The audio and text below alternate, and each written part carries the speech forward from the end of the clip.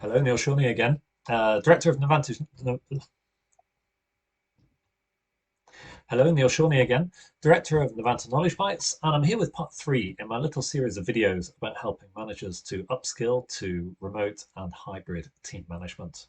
As I've said before, if you've seen any of the previous ones in my series, the skills you need as a manager are not different, but they are done in a different way. They are carried out in a different way.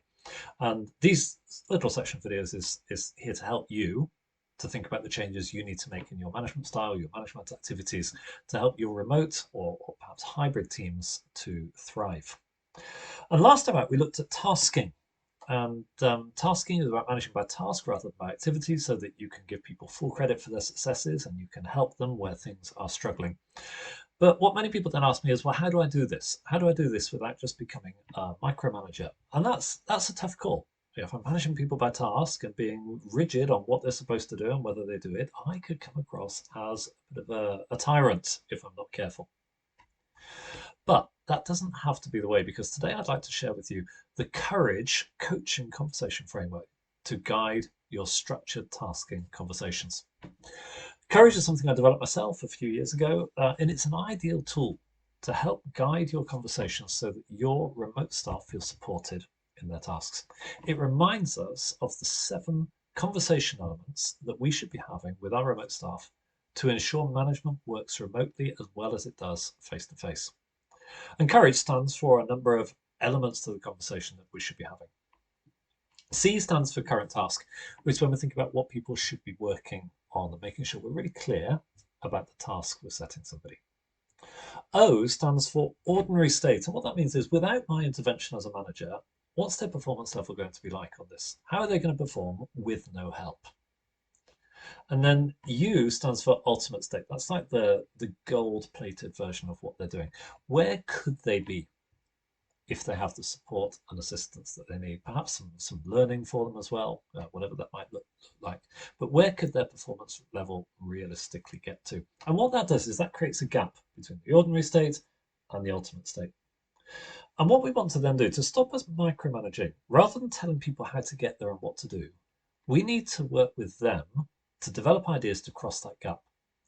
And that's where R comes in. R stands for required steps. It's how you're going to complete the task which I'm setting you. And this is where I don't say, well, you're going to complete it like this, this, this. No, no. I take a step back and I let them think of the ideas. I coach them to come up with their own ideas for how they're going to do it based on their working situation, their skill set, their experience, their personality style, their confidence levels, whatever it may be, their familiarity with the task perhaps.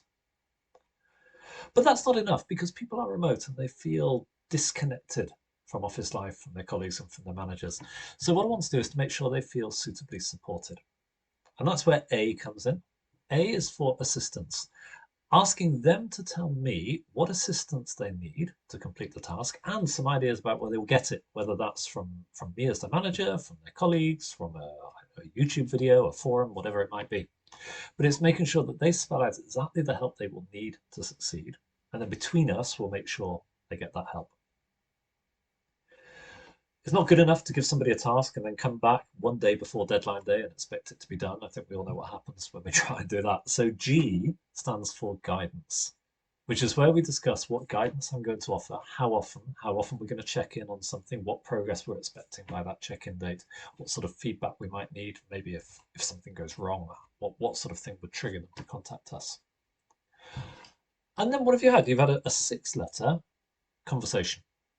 6 letters looking at the current task, the ordinary state, the ultimate state, the required steps, the assistance, the guidance. There's just a danger that this then becomes a conversation rather than an action.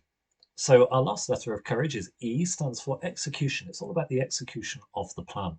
They've come up with their ideas, they've told us the help they need, we talked about the guidance that we'll get. Let's now make sure they take some steps to get started and give them some real encouragement to take some actions. And as we work through these steps, the key element to consider is the questions that we ask to guide the conversation. And you might want to take some time out to think about what sort of questions you could use in each conversation stage. Alternatively, you might want to shortcut the whole thing and ask me for my list of questions because I have a very comprehensive list of questions that I use for courage. So if that's the case, get in touch with me. If you're watching this on LinkedIn, just put something in the notes. If you're watching this on my website, use the contact page and ping me a message, and I'll be more than happy to send my very large question back to you that you can use to guide your tasking conversations. I've got one more part in the videos to come, which is all about managing people's motivation remotely. It's probably the toughest of all, so I'll save that to last, and I will see you next time. Goodbye.